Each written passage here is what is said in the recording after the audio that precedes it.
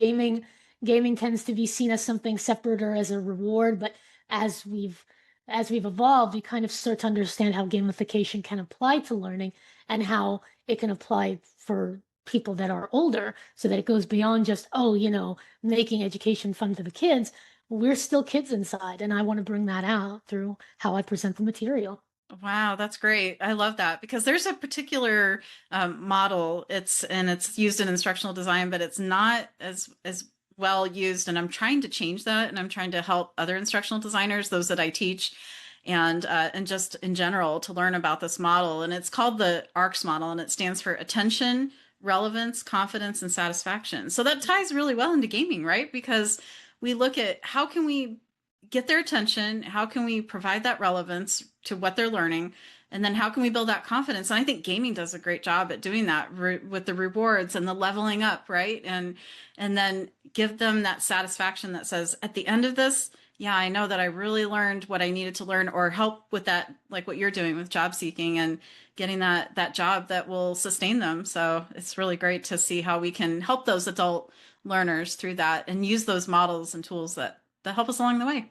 Yeah, that's Yeah. great. Acronyms are really helpful like that. Yes, exactly.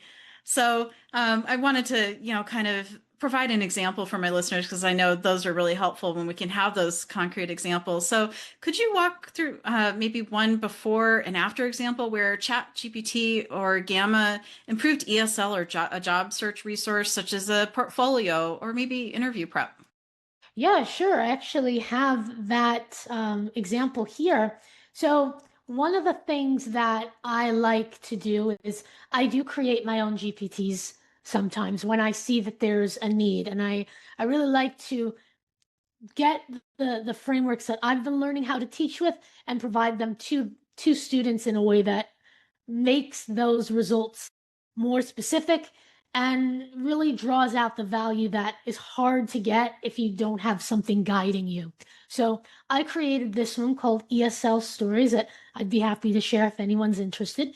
And it's basically a way to get English teaching stories that are relevant to a particular topic. But beyond just, let's talk about, a story about a puppy in the present perfect, it's about the more of the meat of it and the meaning behind it. So for example, this is one I did not too long ago. I typed in create and I made sure that it asked me these type of questions.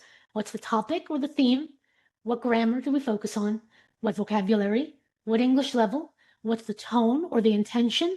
And what's the goal? That way we're moving beyond just, a story at a certain level with some information about it to what is the purpose of this story being created? What value does it serve the person outside of just learning the language? What does it do for them emotionally or psychologically?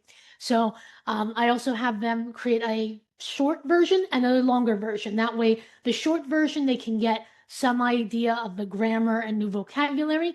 And then the longer version, I can push them a little bit more to get comfortable with understanding a deeper level of context.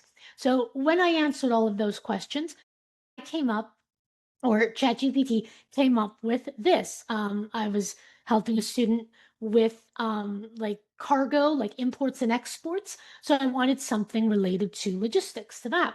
And it came up with a little mini story here and a full story that takes that information and then gives an even deeper like storyline, like some of the things that this person did, adding another character.